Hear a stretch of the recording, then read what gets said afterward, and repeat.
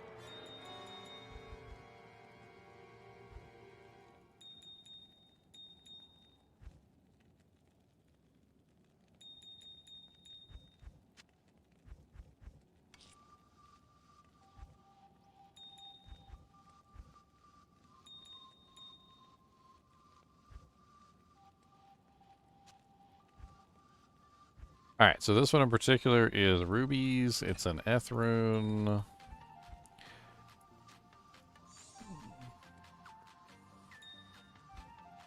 And a random jewel.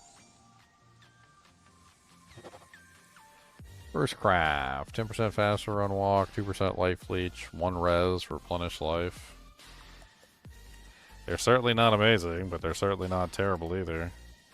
Movement speed plus life leech plus 1 solid res at 30%. They're okay-ish. They're okay. Not terrible. Not amazing. Next.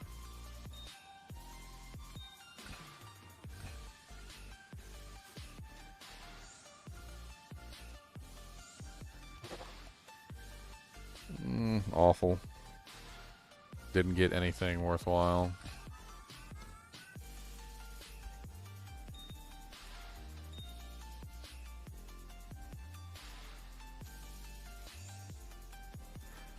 And another Ethrune. Another awful roll.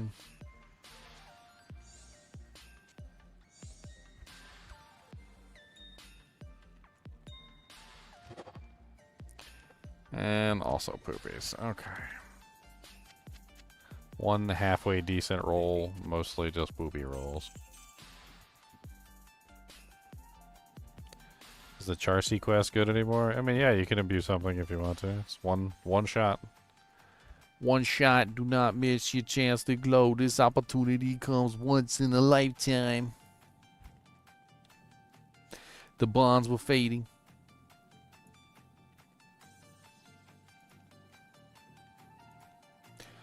Alright, so next one is... Let's do safeties. We got a lot of emeralds. So we've got Ort. We got tons of Orts. That's good. This one is Greaves.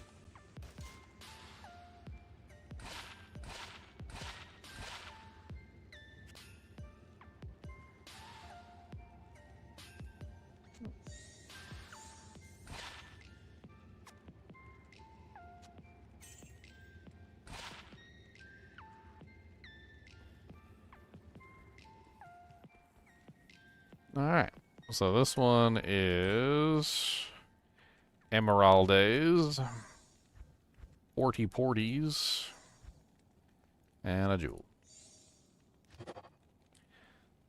That is garbage. Heal stamina, a bunch of other poopy stuff nobody cares about. Nobody cares about your poopy things.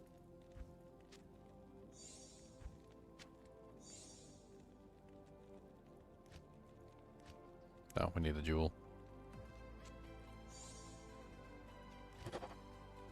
Alright, so 20% faster run walk. 2 reses, both really poor. So yeah, no good.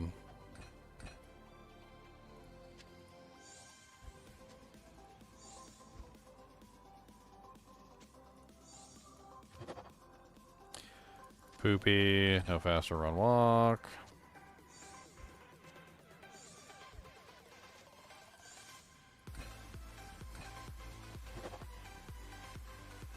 Another poopy pair. Poopy doopy doopy pair. Got a poopy doopy pair. Poopy doopy pair. Gonna get that poopy doopy poopy doopy poopy pair. Alright, those are all failures.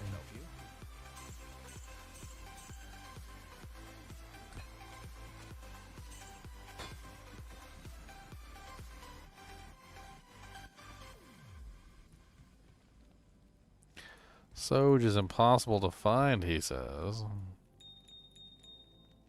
I mean, I wouldn't say impossible, but it's definitely difficult, sure. 100%. Only have 2 of them drop for me, like, ever. So, yeah. Pretty difficult.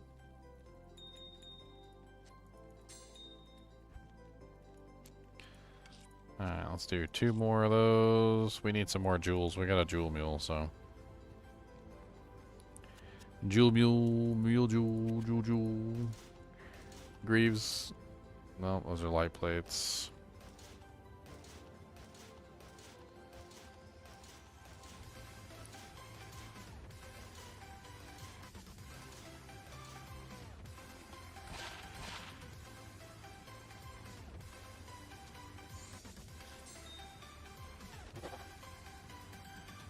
Terribly, terribly. No good craft so far. Alright, we need more jewels, because I ain't got enough jewels to friggin' roll with us. I do have a jewel mule, so time to visit the jewel mule.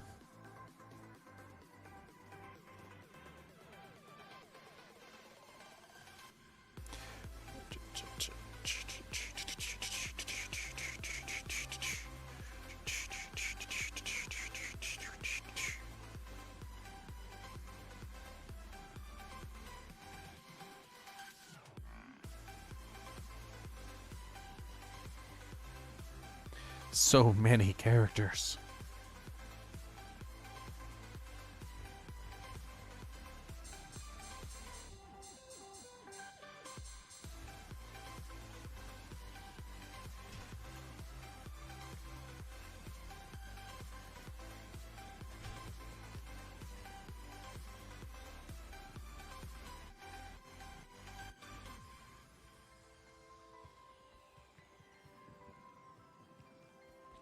Alright, so we got some more jewels. We still have 3 more orts.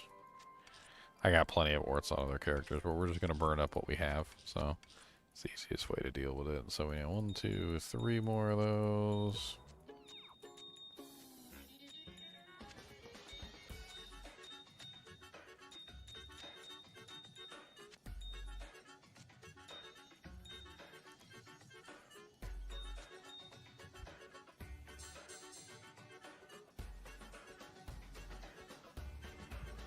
Okay, let's pull out some gold too. I know we're running low. Oh, I really don't have any gold? Wow, okay. I don't have no friggin' gold and I don't know what to do. Don't know no friggin' gold and I don't know what to do. No frickin' gold. I don't know what to mold. Got no friggin' gold. I'm broke.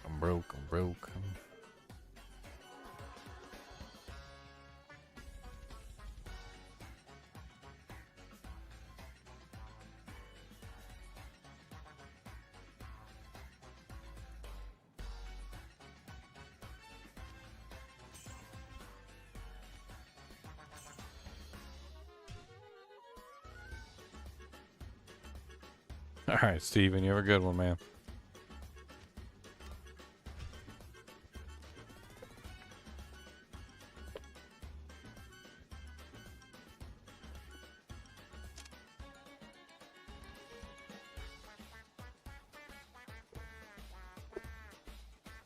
Ooh, I gotta put something in my stomach. Some of this beef jerky that my beautiful lady's mother got me.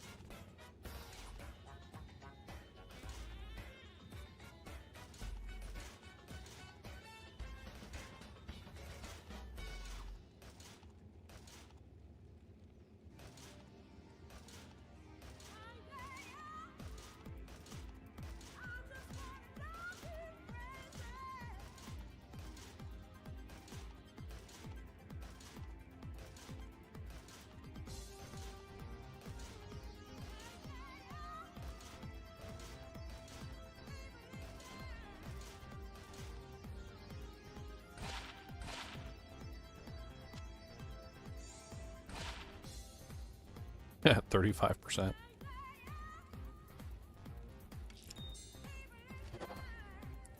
Poop. 20% faster run walk with 1 res. No good.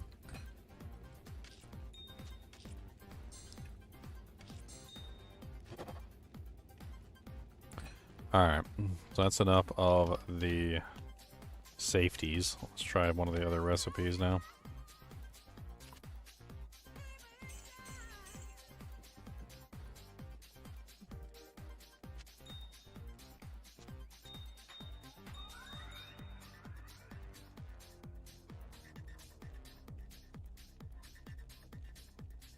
Brow runes.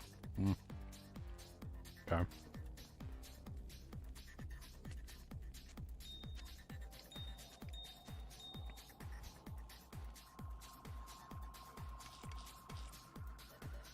Only got 3 Row runes on me. 4. 5.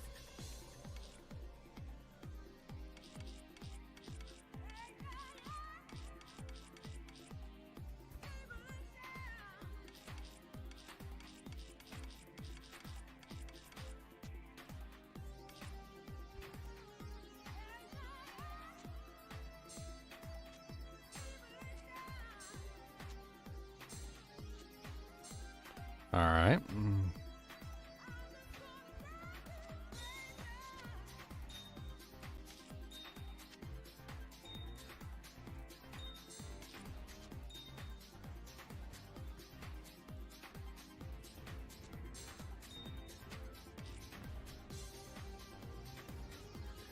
What boot type is this? It is the chain, so we want chain boots.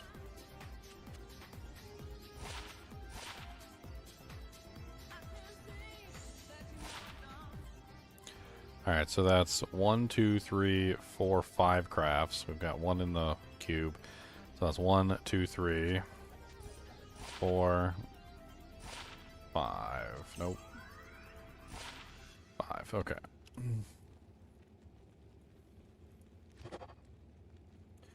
20% faster run walk with 4% for level 4 Frost Nova, but all of the rest of the stats are just garbage. Oh, those are poopy.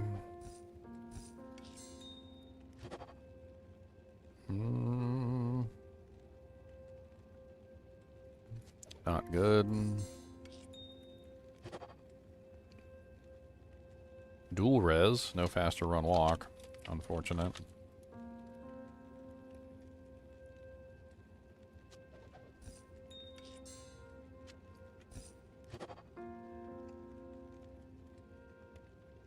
%20 faster run walk and 10% faster hit recovery.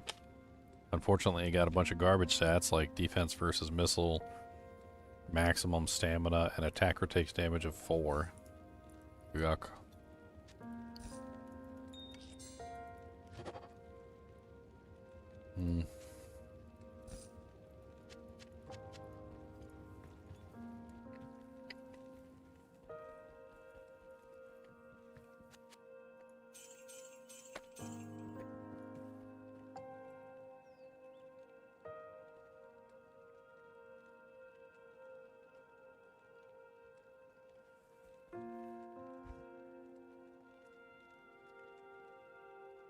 Alright, we've got 2 thulls.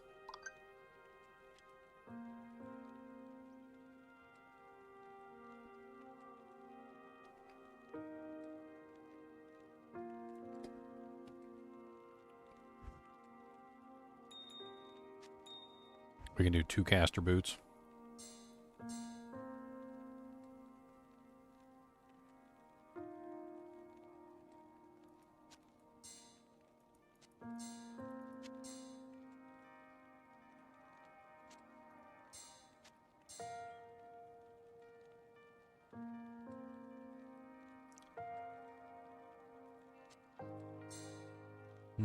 I just realized I may have made a grave error without necessarily realizing it.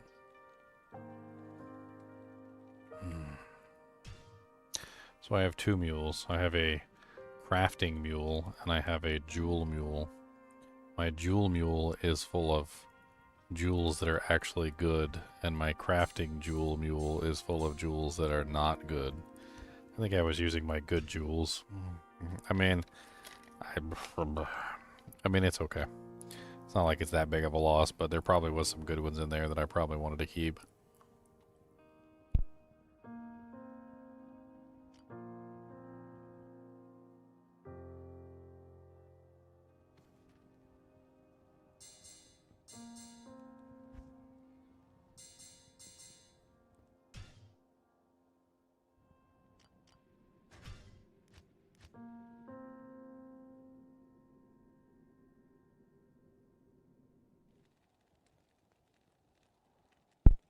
What's up, Ermy?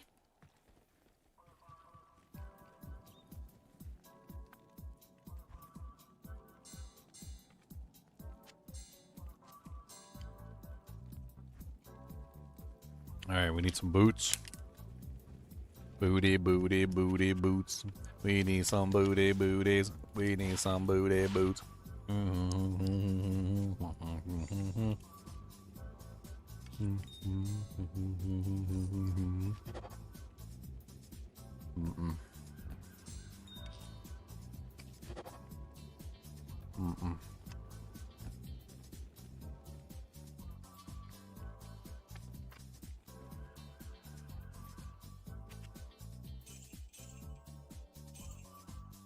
Well, no luck on the boots. Beef jerky's good now. Why aren't minimum damage small charms more popular? Because they don't have AR on them.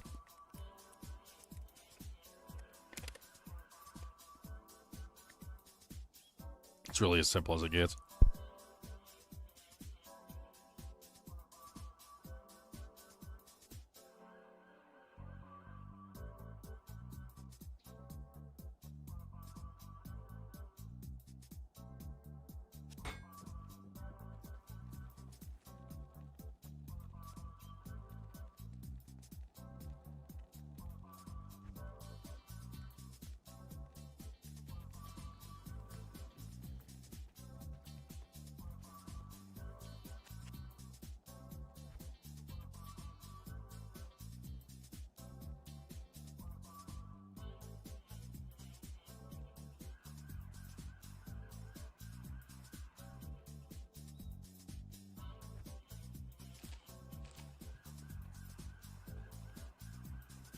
Good afternoon.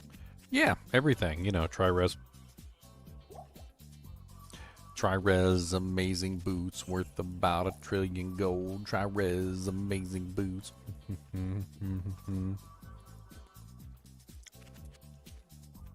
You can get AR as a secondary stat,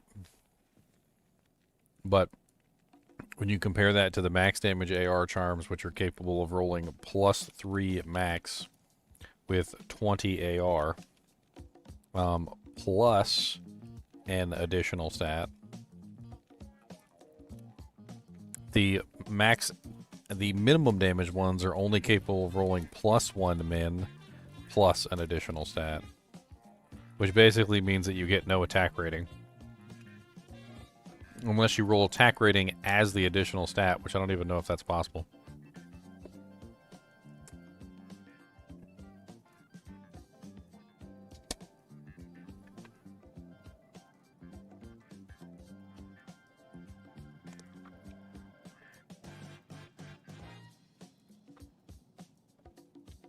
I don't even know if that's possible.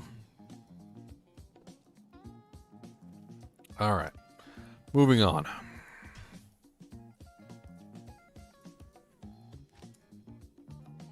On to the Nightmare Land.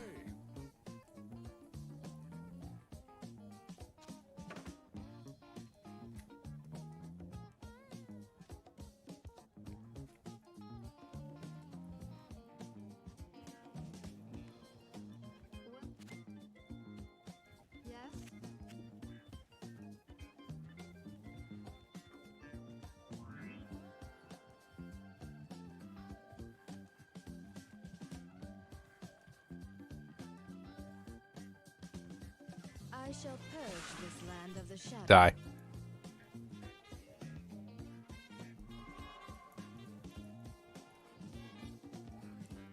Already got the map discovered? What the hell is that about? I hear I've never been to Nightmare on this character before.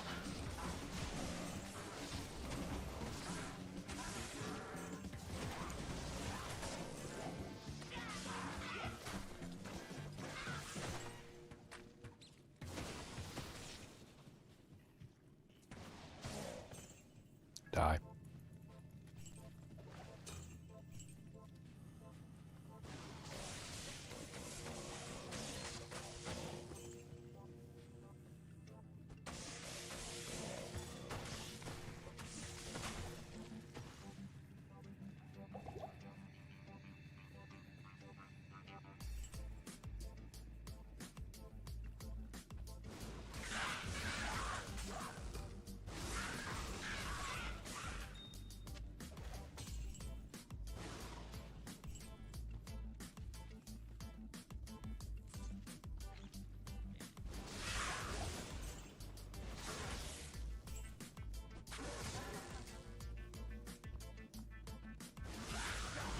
I feel accomplished today. I got a lot done. I put out a video today. Several shorts. Several shorts. Not just one, but several shorts. I cleaned out the chinchilla cage.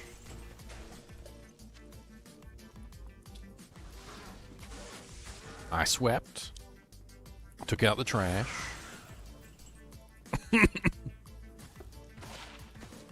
Ugh. Got Turdinator cleaned out, my robot vacuum cleaner. Set him to running to get some of the stuff that I missed. Gave the chinchillas baths.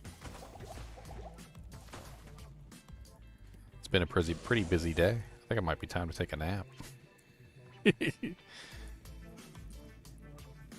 Nap time. I gotta go to work tonight too, so I probably will have to log off eventually to take a nap. Ooh, a 4-socket cedar bow. That's certainly better than what my girl's using right now. Let's get her an insight. Oh no, I put all my runes and used them all up on stupid stuff, so I probably don't have the runes. What is it? Ralort insights. Camerata, Raltier Tau Soul. It's Raltier Tau Soul, right? Yeah, I don't have any Rals. Tals go to Rals, right? Okay, so Ral, Tier, and I just used up my Tals. Tiers go to what? Fs, I think? Or Nefs. Nefs go to Fs. Iths go to Tals. No, Iths go to Iths. Oh, that's right. Iths go to Tals. Ral, Tier, Tal, Soul. There we go.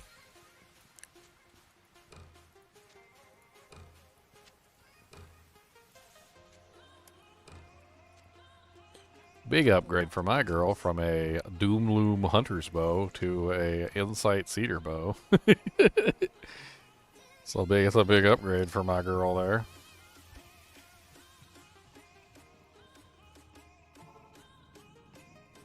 Time to sleep where you are? Oh, okay.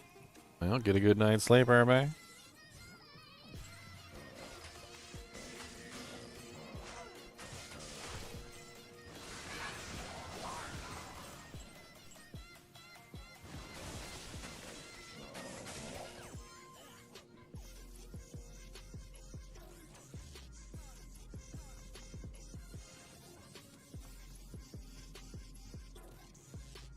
How many monsters are left? Oh, I got everything. I was pretty sure to check all the corners and everything when I was coming over here. Took all the directions. Made sure I killed all the rezzing punks. There's probably like one monster left hiding somewhere in a corner. Giggling. You'll never find me here. You'll never catch me alive, Batman.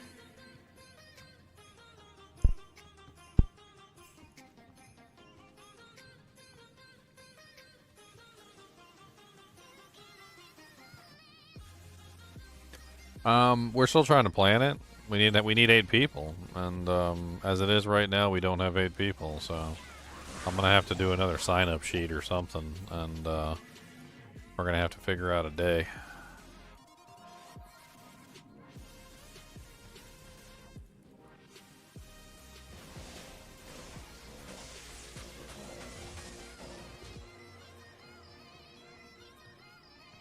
Perhaps now the sisters will trust me.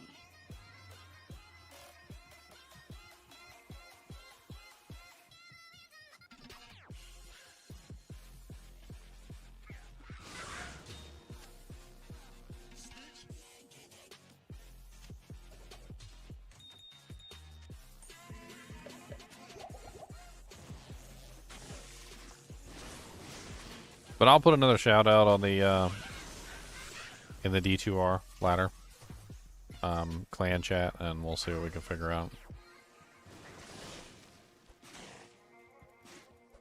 We had 8 people sign up for it.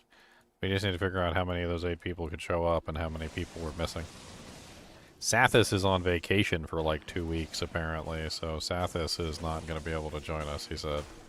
So that's just 1 person down. So we're at the very least we're 1 person down from 8.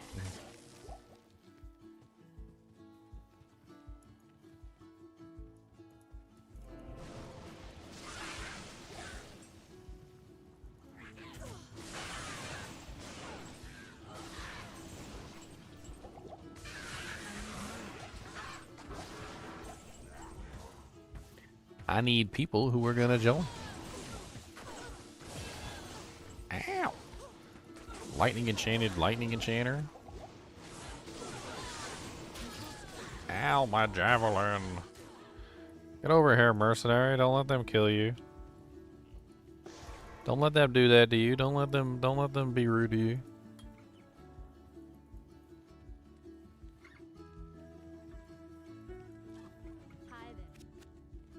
Hi there, I'm Jersey.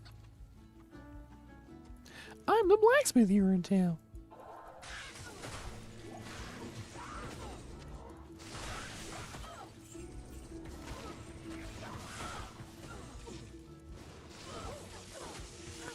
Lightning enchanted, lightning resistant monster. Get her, Ellie. No, she died and I lost all my damage. You better come back here. You got my doojank.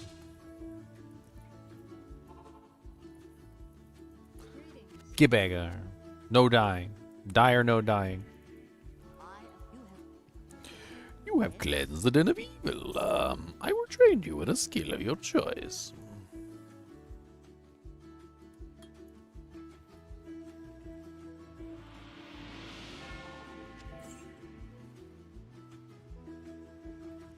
Rejuves, Juvie, health potion, manta po. We actually probably don't need 2 mana rose anymore now that we've got insight from the bow girl. I think we'll be fine.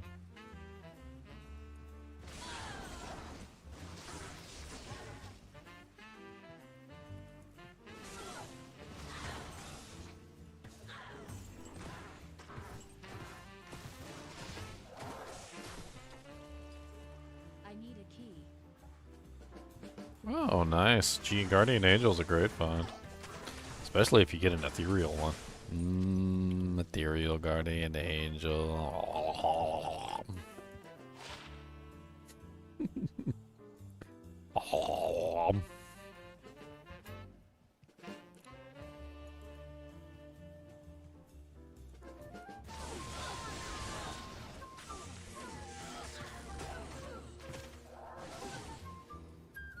Do you play next ladder? Yeah, I'll be playing next ladder. When is that? I don't even know when next ladder is. The only reason I skipped the ladder previous was because it was at the same day as frickin' Path of Exile 2, so. Path of Exile 2 was a fun gameplay. It was fun. I liked it. The multiplayer in that game seriously needs an overhaul, but the game itself is fun. I mean, I'm not gonna like down the game. It's a fun game. They work on that horrible multiplayer. They might have something there. I ain't ever played a game, though, that had worse multiplayer than frickin' Path of Exile 2. That game straight up just, like, encourages you not to. They're like, we were required to have multiplayer as an option, like, but we don't recommend playing it. Okay, just don't do it.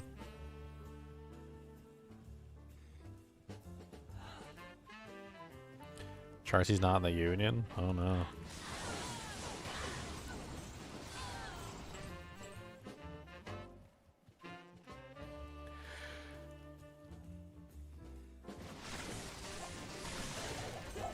Circlets. 29 energy. That's a lot of energy. Is it still extremely complicated? I mean, I didn't really think the Path of Exile 2 was very complicated. Time investment? Yes. Like, there's definitely a time investment there.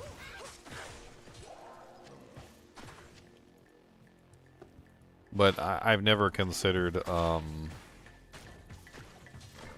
time investment to be difficulty. Like, I always feel like there's an extreme disconnect between trying to require someone to, like, spend enormous amounts of time versus something actually being, like, difficult. And Path of Exile 2 is more or less just a time investment, less so than being actual difficult, like, to learn or play. It's the complexity of it isn't really that bad. Now the earth was without form and void, and darkness was upon the face of the deep.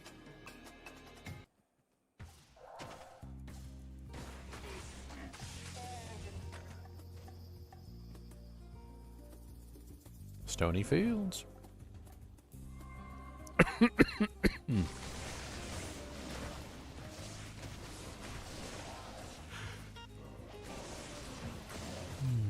I need replenishment.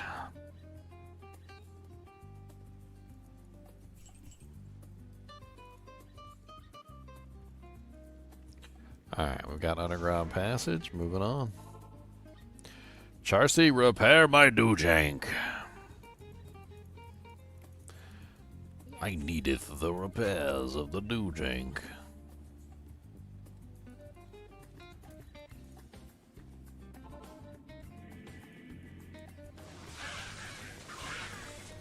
It's weird that I have a map.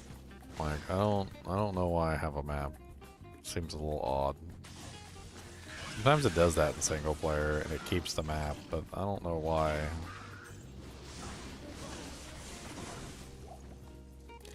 Maybe it's because I have the seed command turned on. I don't think I do have the seed command turned on. I thought I turned it off. Man, I could double check.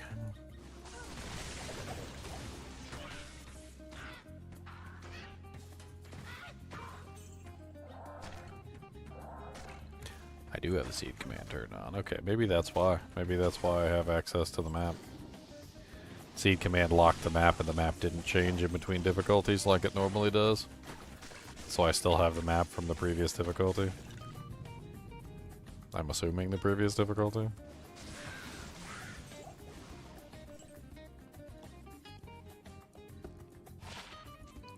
"12 life, 1 defense." That's a poopy charm. That's the poopy. That's the not good. That's the poopy doops.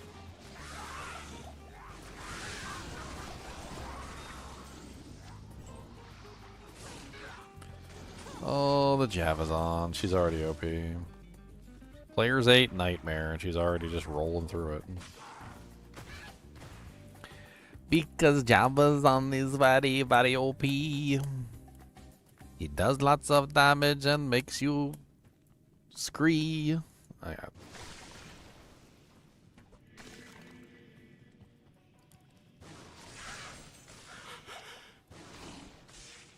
was watching Babylon 5. Kind of like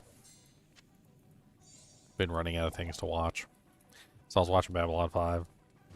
And I was Google searching something and came across some sort of weird controversy. Apparently when Babylon 5 came out, Babylon 5 had a unique format of a space station, which was the first show to feature a space station in space. And apparently, Deep Space Nine was in the same studio and was being developed around the same time period.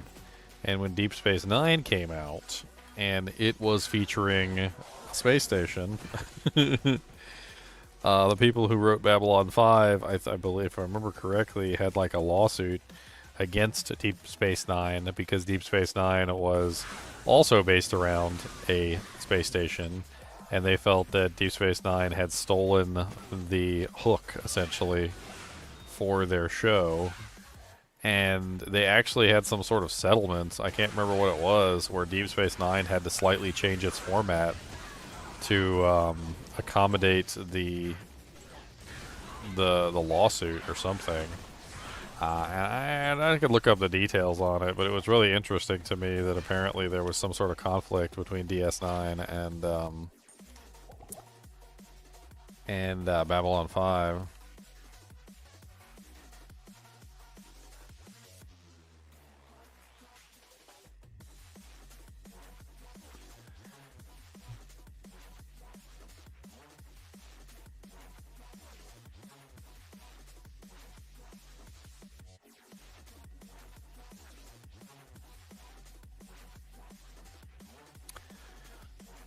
So Star Trek DS9 changed a big detail to avoid another Babylon 5 clash.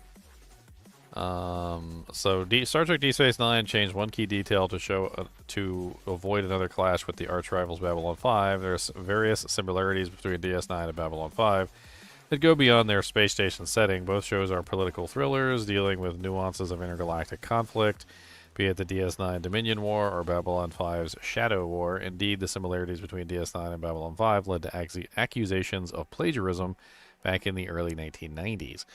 Star Trek Deep Space Nine writer Robert Hewitt Wolf avoided further accusations of DS9 plagiarizing Babylon 5 when writing Season 2, Episode 22, The Wire. The episode is centered on Garak Andrew Robinson and his shady past as a Cardassian spy. The Wire is a key moment for Garak's friendship with Dr. Julian Bashir, and it is also the episode that introduces the Obsidian Order and the Cardassians' intelligence agency. They would go on to play a role in future DS9 episodes. However, they almost had a different name that would have risked plagiarizing Babylon 5. Basically what happened, from what I understand, is the original creator of Babylon 5 sued DS9 when it came out because everybody was assuming that Babylon 5 had plagiarized DS9 when it was actually the other way around, that DS9 had actually plagiarized Babylon 5. So kind of an interesting little story that I came across, like, looking into things. I totally not intended to look it up, but it was interesting to read nonetheless. I was unaware that there was any kind of like tension between the two shows at all.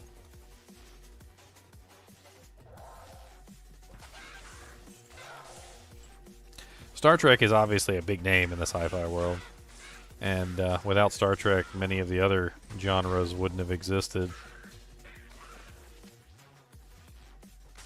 Star Trek kind of paved the way for everything, including Star Wars.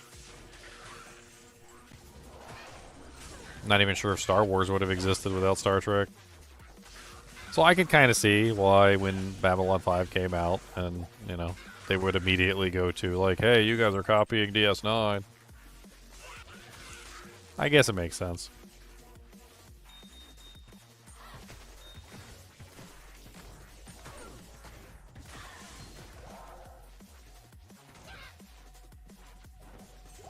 Super bad.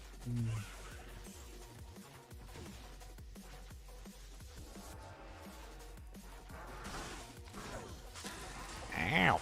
Stop stabbing me. Ow, ow, ow, ow, ow, ow, ow, ow, ow, ow. A glaive? Increase attack speed. Meh. Bunch of mass stats.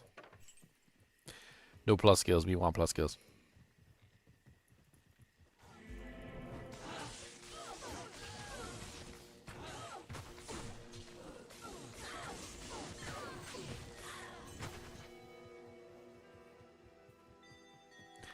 The college education that you have to play PoE 1? I mean, PoE 1, I guess. PoE 2, not so much. Superior poleaxe.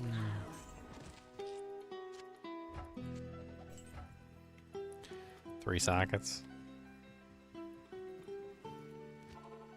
Why does this kind of sound like it belongs in a James Bond film?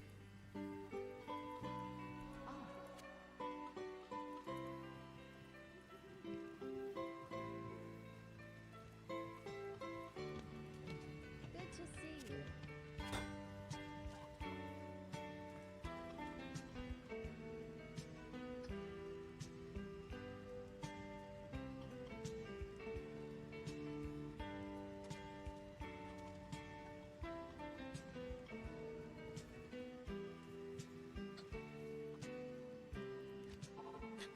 I don't like it. It's not bad.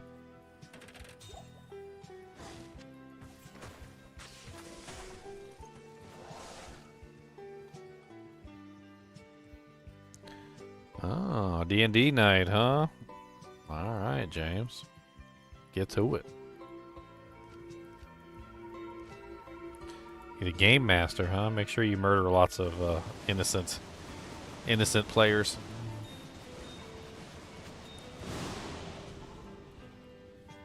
It's as if a great war. I'd be a horrible GM. I'd be setting people up for failure all the time.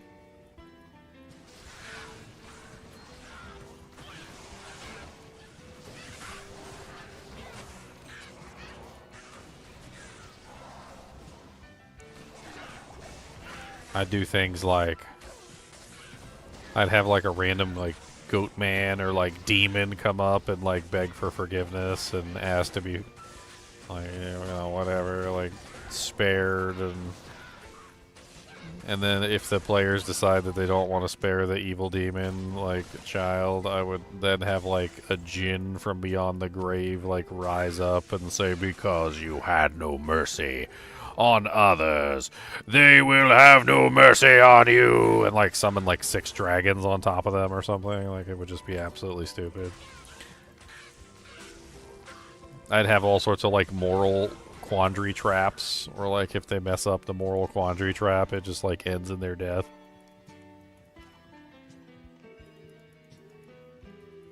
Order welcomes you. 1637.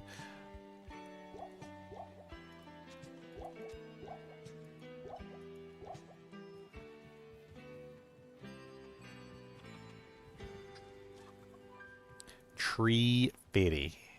What's up, Irene? It's not a bad little, like, loby. Little loby, you know. The sisterhood welcomes you.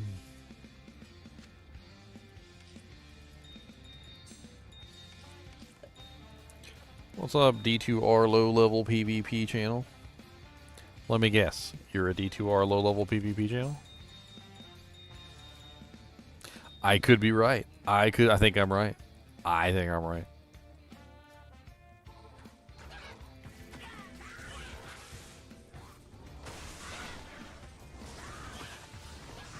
I got an insight bow, suckers. Schmuckers. Deckard Kane, go to the rogue's camp without delay. I need mana.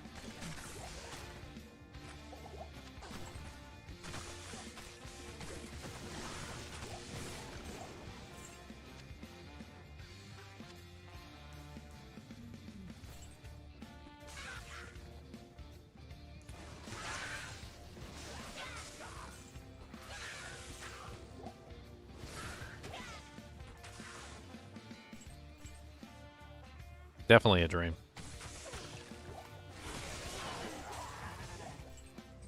A Shamshia. A Shamshia. A Satyrial Shamshia. Wirt's leg.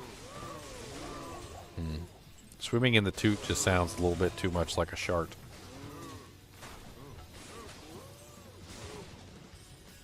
That's just a shark by another name. I need a key.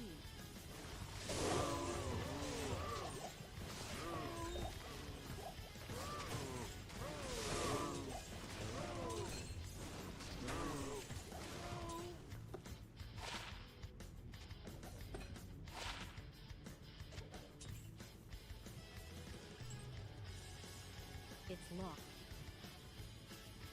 I need keys.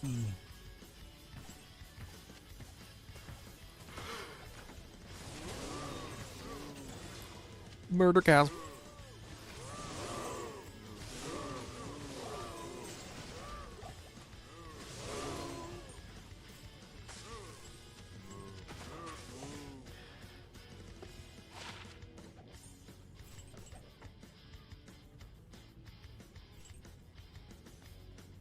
Alright, where does all the stamina potions come from? It's I don't know, they're kind of salty. I'm pretty sure they're salty. Super salty, actually. You ever tried them? Man, so salty.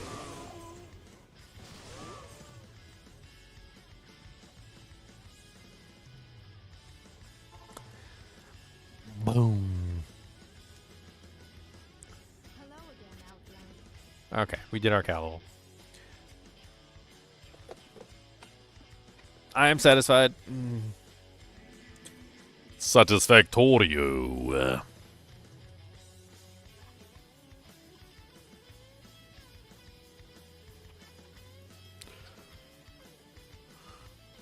Ooh, man. I'm so tired. I got up way too early this morning. I did way too much cool stuff. And I gotta go to work tonight. This is unfortunate. It's very unfortunate. We're gonna play some more tomorrow, but I'm also gonna put another shout out and see if I can figure out when we can get this run running. This barbarian run. We need to get this barbarian run doing the thing. We need to do it. We need to do the thing. We need all the barbarians together to shout and scream. Where did I go? Nowhere. I stayed here and did work and stuff and woke up and did things. And I thought I was talking about it earlier. I did lots of stuff. Gave the chinchillas baths, cleaned out the chinchilla cage, refilled the chinchilla's bowls. Had to clean up my entire room, sweeping, trash in the trash can. Had to carry the vacuum cleaner up and down the steps.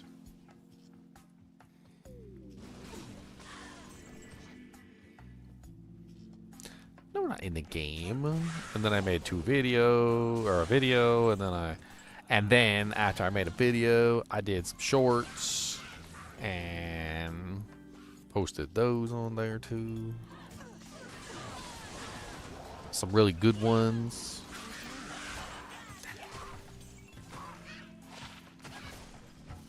Low durability on this thing is rough.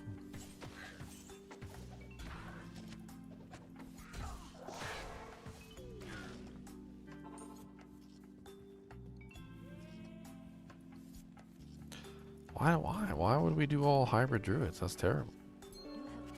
Why are you cursing us, though? What did we do to you, sir? What did we do to you, Tomas? Huh? What horrible affront did we do to you? As he giggles with laughter.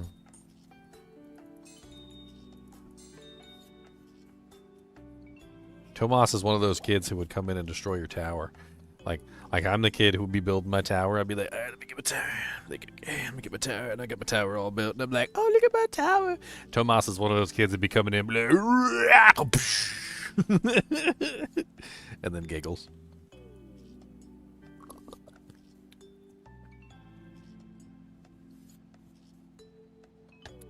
How much money do I make each month for my YouTube channel? It depends. During busy months, like beginning of ladder seasons, depending on how they line up specifically and how popular that particular ladder season is, I could make as much as $4,000 in a month, just on YouTube. Not counting any other services. However, during like really low ad revenue months, like January and February, my revenue can go down as low as $1,000 a month. It really depends on the month. January and February have the lowest ad revenue because that's the lowest time that the companies are paying for anything. Highest ad revenue is in Christmas, like January, February, March, April, June, July, August, September, October, November, and December. Like, well, maybe not August, but like the months closest to Christmas tend to be the highest, whereas the months right after Christmas, like January and February and March, tend to be the lowest. So it's a range that basically goes in between two values, and it's not really something that's static. It also highly depends on what's going on at that particular time period. So like during the launch of, you know, like a brand new game or something where everybody's super excited and I get a lot of people watching the videos, then I'm going to get more than, you know, during a dead part of the season, like at the end of the season when nobody's playing. It's not really a question that has an exact answer.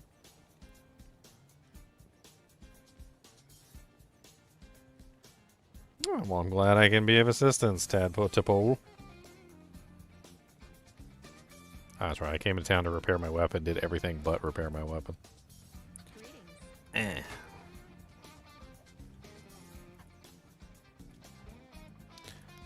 like Sid on Toy Story?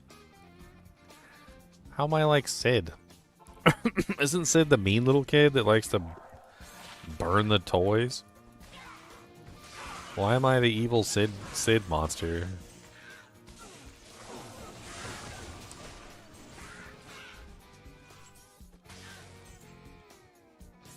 Oh, Tomas is Sid. Ha ha ha ha. Aha, I get it. I got it. I'm quick. I'm not quick. I should have picked that up sooner.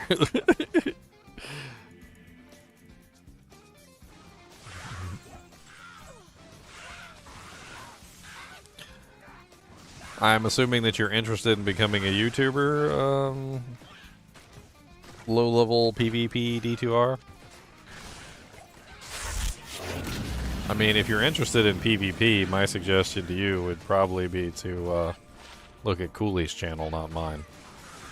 My channel is an archival channel.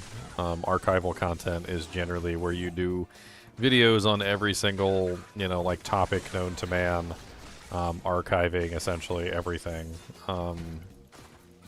What you're probably looking for is more of a PvP style channel, which Cooley has already pretty much patented that that design. So if that's what you're looking for, then I would go and take a look at Cooley's channel for that.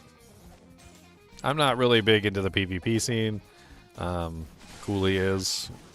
So, you know, that's just how it works.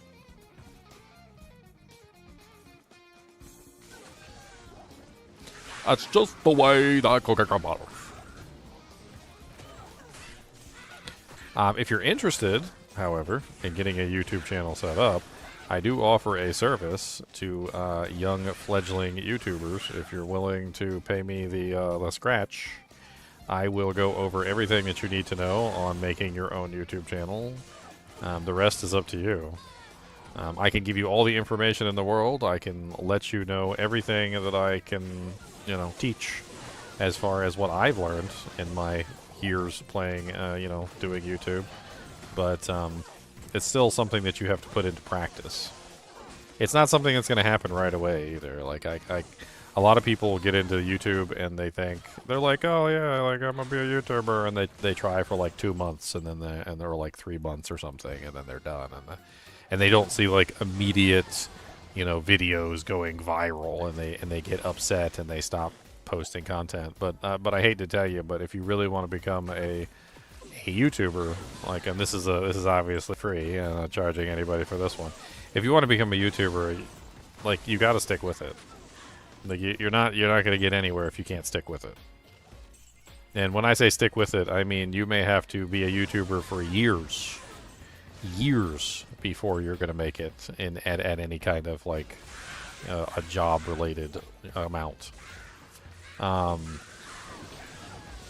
mean, let's take Mr. Beast as an example. Mr. Beast is obviously a very, powerful YouTuber, right? People look at Mr. Beast and they see that Mr. Beast has millions and millions of subscribers, right? And you look at him and you're like, oh, I want to be like Mr. Beast. I want to make lots of money and have millions of subscribers. But a lot of people don't know that it took Mr. Beast 5 years. Because I've done research onto this, and it's fun to research these topics when you're a YouTuber because it helps you to understand how, this stuff works.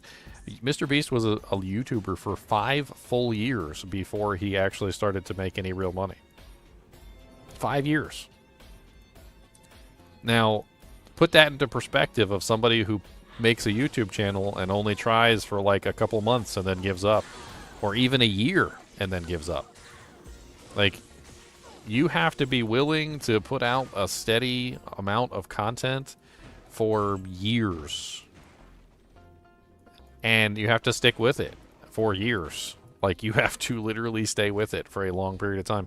It's no different than a job. You have to stream, like on a daily basis pretty much with very few breaks in between. You have to make video content and continue to put out video content for a long period of time. And even then, like, you can lose momentum. I've had many, many occasions where I've lost momentum. Like, oh, I'm not feeling too well. I'm dying of the plague. Yep, well, you're dying of the plague, but you just lost half your subscribers because you died of the plague. Get better, punk. Just come on here and stream anyway. What you need? I'm dying. Ginger, you don't sound so good. You should probably log off and go, like, die in quiet. Like, shut up. Yes? Die where I want to. You can't tell me where to die. I'll die right here. Right in front of you, right now. I'll do it. Don't test me.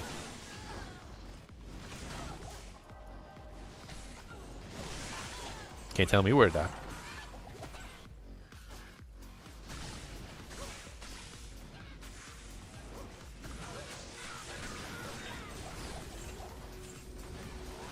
You're just hiding in the corner over here.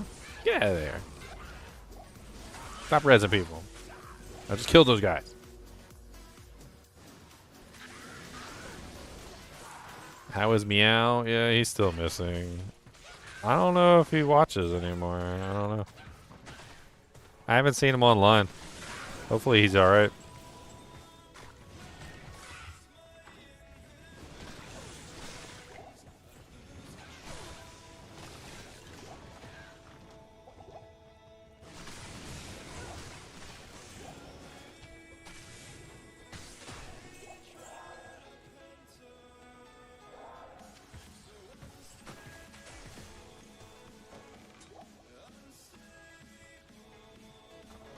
I always used to think that we had a pretty good group of friends hanging out and playing games, but some of them just, if you're not playing the game that they want you to play, they just disappear off the face of the planet, so.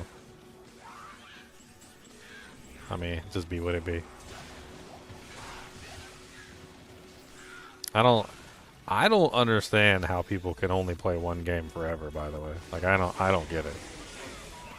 Like, if I only had to play, if I only had one game and I could only play that one game forever, I think I would go insane.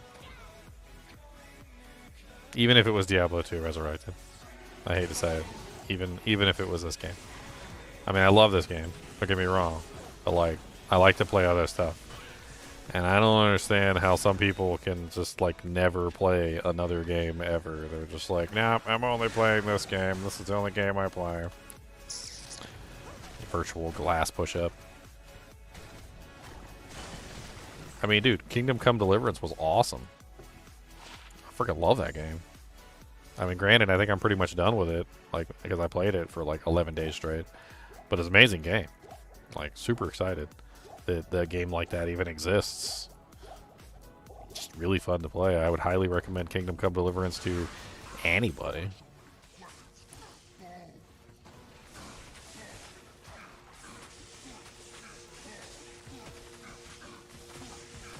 I don't know about that Avowed game, though. That Avowed game looks stupid. I don't know what it is about it. Just looks stupid. Isn't that the one that's made by Blizzard, too? Isn't it, like, on the Blizzard launcher?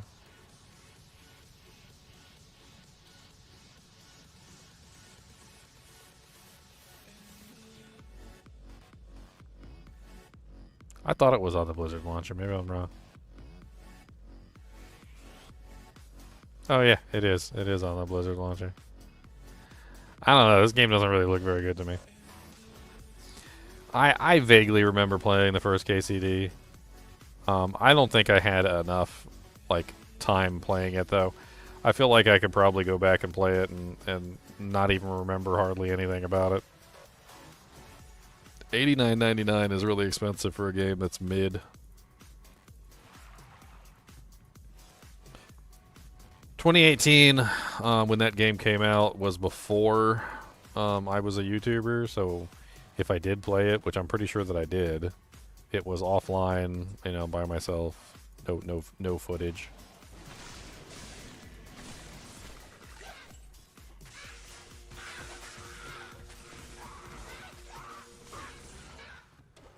Yeah, there's a couple different ones. I can't remember which one I'm using.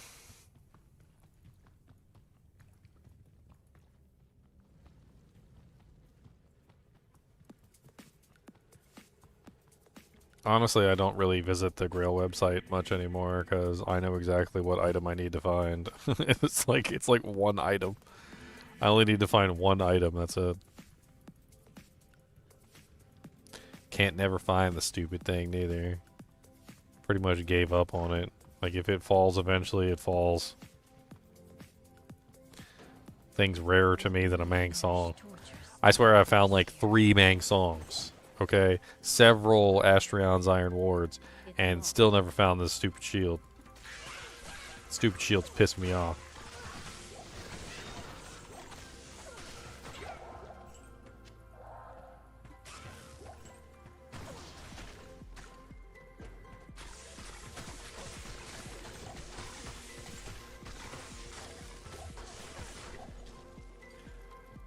I can see if I can find my Holy Grail tracker website for you. Hold on.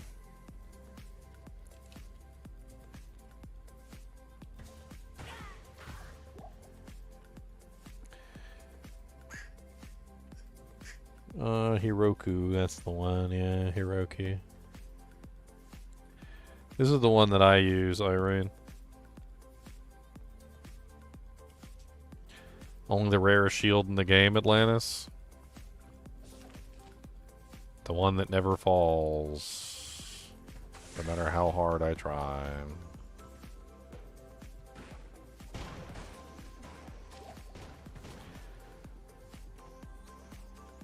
Have I found a J-mod or a 640 Javs?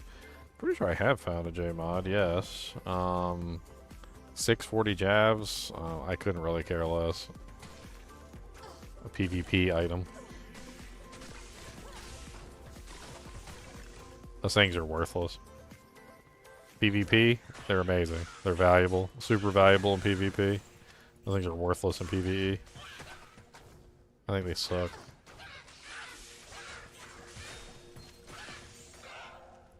I know people want them. I know they're valuable as far as like money is concerned. I don't care about them. I look for them, but I don't think I've ever actually ID'd a pair. I don't really count that in the Grail, though. You start counting items like that, you're never going to complete the Grail. There's about 1 million items like that that are ridiculously hard to find. Like finding a, you know, like a perfect 20 life, like 5 all-res small charm, or finding like a 3/20/20, or finding a 4, or like rolling a 451 poison. Like, you start counting that stuff in, it's just, it'll get insane.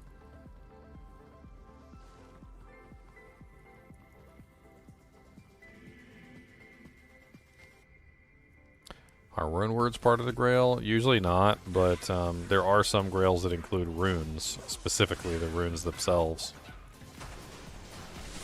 Like, some of the Grails require you to find one of every single rune. There's also ethereal Grails, which require you to find ethereal versions of every single item, and yeah, okay.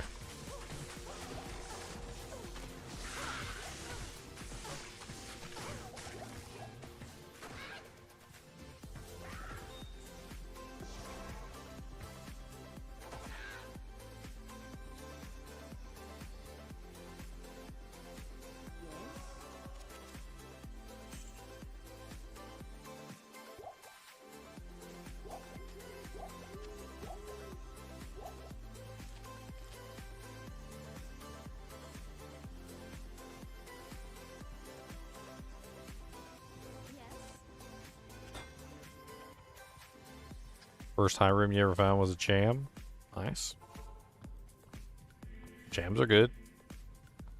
Make you a plague. Ain't nothing wrong with a plague. I just went back up like an idiot. I just went back up. Need a cup of idiot. Use a freaking pump. Use an idiot.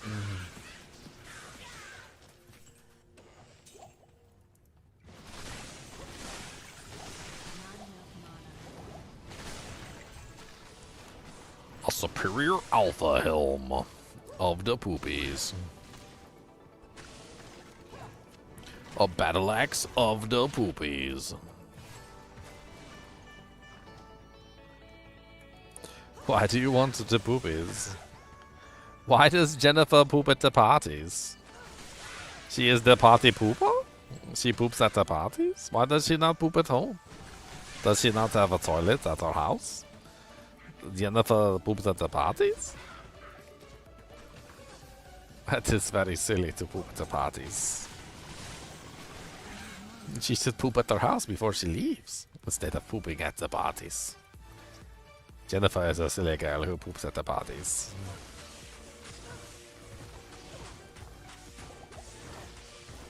She is the party pooper.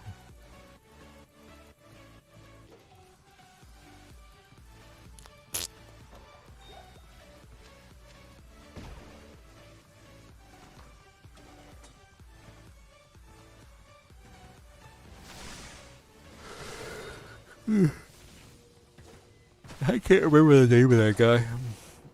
I saw that video so long ago, too.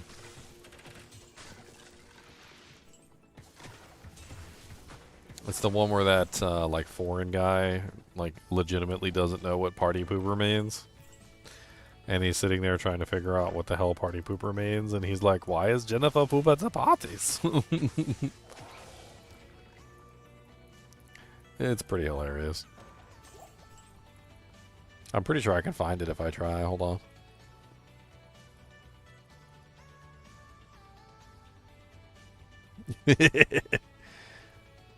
Yes. Here you go, ladies and gentlemen. 12 million views 13 years ago. I'm pulling out like ancient dinosaurs at this point. Jennifer poops at the parties. There you go. Enjoy. For those of you guys who have not seen Jennifer poops at the parties, enjoy the pooping at the parties. It's a hilarious video. It's worth watching.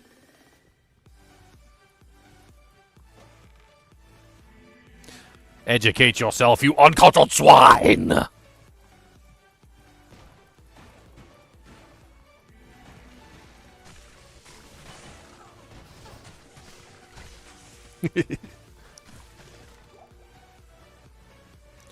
Are you supposed to use Shapeshifter GC when making a Fury Druid or max damage GC? Max damage is most likely going to be your better choice.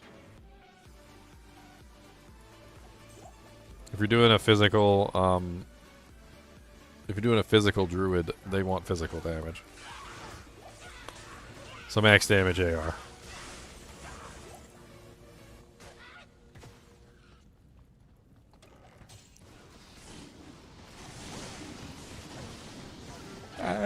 It hurts. Ow, the pain. Ow, the double pain. Ow, the triple pain. So much pain. Why are you guys so painful?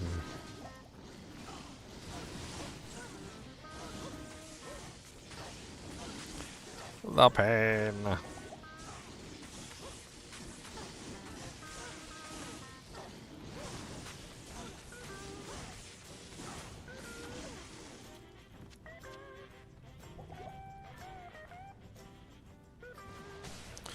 Immune to lightning and cold. That's a bull crap. Come on, Ellie. We got work to do. Shoot him in the face. Shoot him in the face with your freaking mace. Shoot him in the face.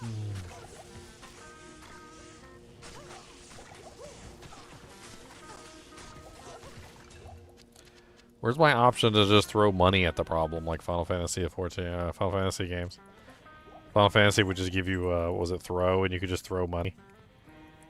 This place. It did like an equal amount of damage to the amount of money that you threw. You could just throw, was it Gil in Final Fantasy? You could just throw Gil at the monsters. 9,999 Gil. Just throw it at his face.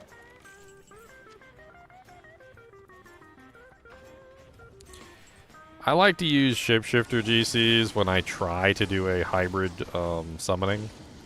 It's like one of the only ones that works is if you do like a hybrid summoning with shapeshifter GCs instead. Why am I getting my booty cheeks clapped over here?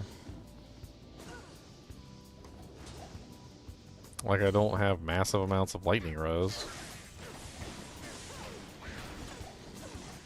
Holy Jesus, stop trying to clap my cheeks.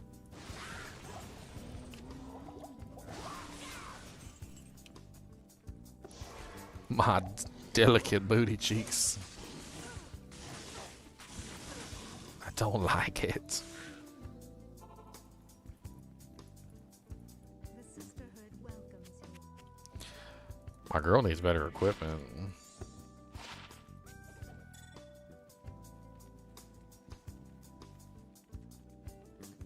Greetings.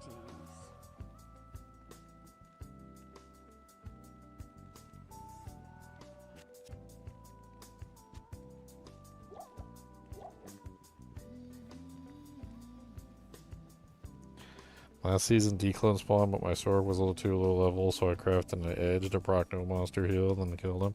Yeah, yeah. Prevent monster heal works great. And Jennifer poops at the parties. Why does Jennifer poop at the parties?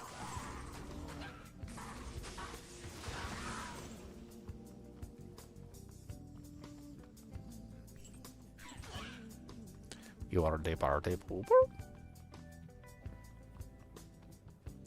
Yeah, you only need to hit them one time to apply prevent monster heal, and then that's it. And once you got it, you're done. Unless you go back to town, and if you go back to town, then it can mess it up. So we figured this out with like prevent monster heal and declone, is that when you go to town, monsters are often placed into what's called a hybrid like standby state or something. It's basically where the monster is kind of like turned off, and when the monster is turned off, why do they do so much damage? It's probably because I don't have very many points of vitality. So they go into this like hybrid standby state, and when they go into this hybrid standby state, prevent monster heal is removed from the target a lot. So if you go back to town for whatever reason, or even if you just run away from Uber Diablo to a point where he gets put into a standby state, when he comes out of the standby state, the prevent monster heal can be removed from him. So it has to be reapplied. So whenever you go back to town, you always want to reapply the prevent monster heal before you start attacking him again, because there's a very good chance that it will fall off because of the standby state. I need a key. Oh my god, there's so many of these punks. Sick of you guys. Sick. I need a key.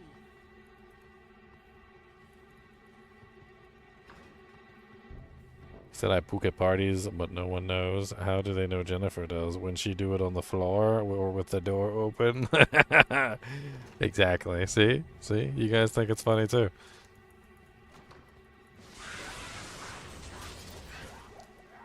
Why does Jennifer poop at the parties? How does people know that Jennifer is pooping at the parties? How do they know this? Does she poop with the door open? Is it very stinky? Does everybody know because it's very stinky? Is it a very stinky smell that's specific to Jennifer?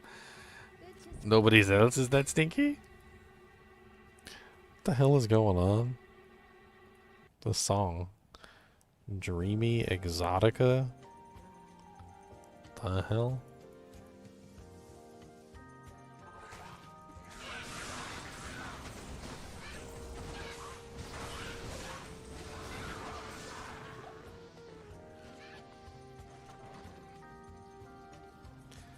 Level 2 in the waypoint.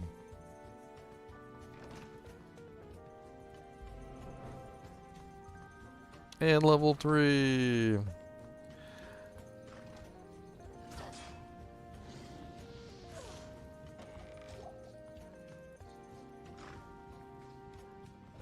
Trying to get this, get her up to cow level, you know, farming status, obviously. So I want to set her up to be a cow farmer. Obviously, that's what you use your Javazons for, is cow farming, so. I could also set up a freezing arrows on. They work pretty good in cows as well. I mean, I could swap her to freezing arrows on. I could do a freezing arrow Jav hybrid. That sounds like fun. Yeah, maybe we do a freezing arrow Jab hybrid. That'd be really neat. That way we get the best of both worlds.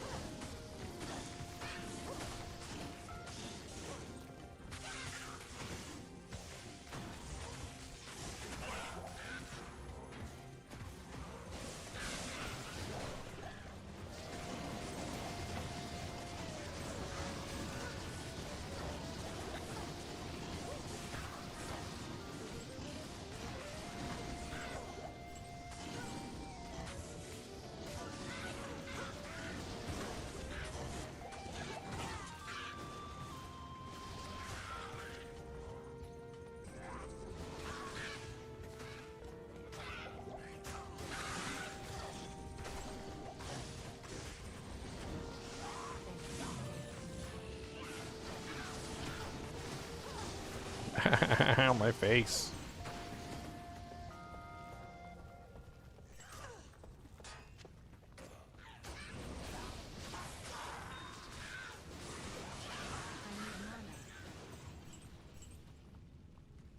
No, my mercenary. She's always dead. Yes? If only she had better equipment.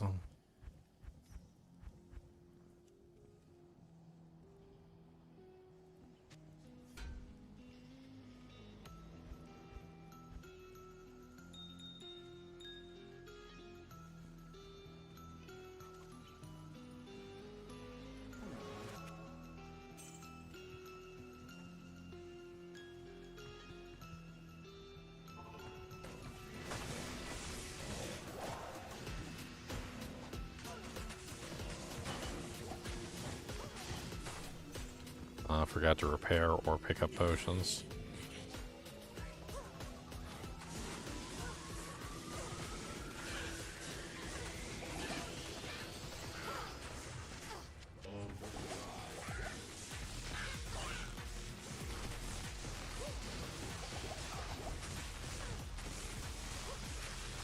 Pete Andariel is a boss.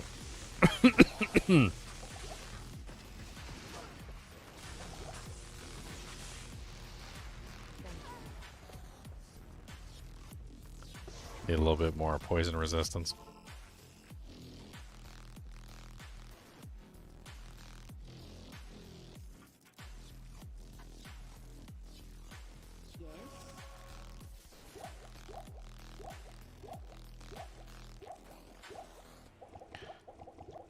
Y'all are so silly. Y'all always act like I'm never going to come back to D2. Even though I'm like, I'm coming back to D2.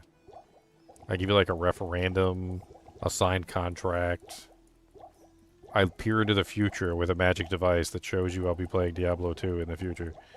As soon as a specific game is finished being played. And y'all always act the same way every single time. Like, oh my god, I can't believe he's playing D2 again. It's a miracle. I'm like, boy, I'm gonna start punching. I start punching all you guys. Good day. Start punching every single one of y'all. Gonna start punching every single one of y'all. Y'all so stupid.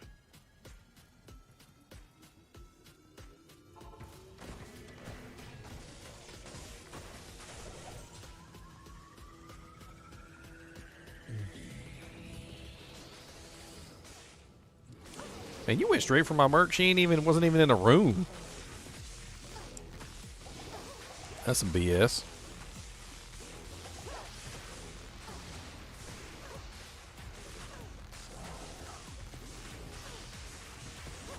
If I come to Australia, I can send it from the future. Okay.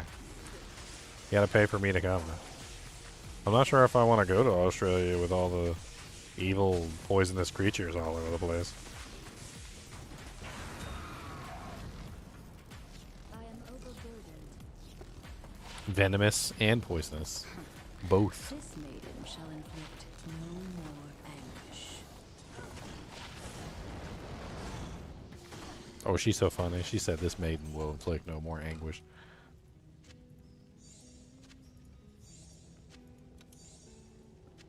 I am overburdened. Wham. This is a great victory indeed, and I am the evil wench of the maiden family.